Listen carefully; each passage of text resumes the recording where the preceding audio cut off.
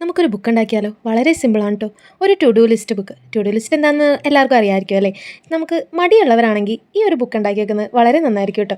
കാരണം നമുക്ക് പിറ്റേ ദിവസത്തേക്ക് ചെയ്യേണ്ട കാര്യങ്ങൾ എന്താണെന്ന് ഇന്ന് തന്നെ ഒന്ന് അതിൻ്റെ അകത്ത് നോട്ട് ചെയ്ത് വെച്ച് പിറ്റേ ദിവസം അതൊക്കെ ചെയ്തോന്നൊന്ന് നോക്കിയാൽ നമുക്കറിയാലോ നമ്മൾ എന്തൊക്കെ ചെയ്തു, നമ്മൾ എന്തോരം മടി പിടിച്ചു എന്ന്.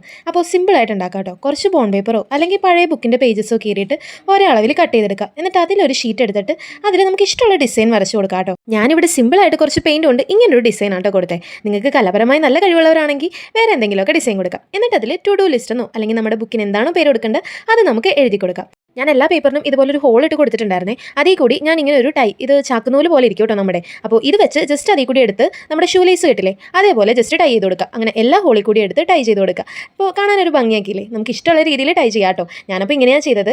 അപ്പോൾ നമ്മുടെ ബുക്ക് ഇവിടെ റെഡി ആയിട്ടുണ്ട്. എന്നെപ്പോലെ മടിയുള്ളവരാണെങ്കിൽ ഇതുപോലെ ഒരു ബുക്ക് ഉണ്ടാക്കി നോക്കിക്കോട്ടോ. അപ്പോൾ വീഡിയോ ഇഷ്ടപ്പെട്ട എല്ലാവരും ലൈക്ക് ചെയ്തൊന്ന് സപ്പോർട്ട് ചെയ്തേക്കണേ. സബ്സ്ക്രൈബ് ചെയ്യാൻ മറക്കല്ലേ.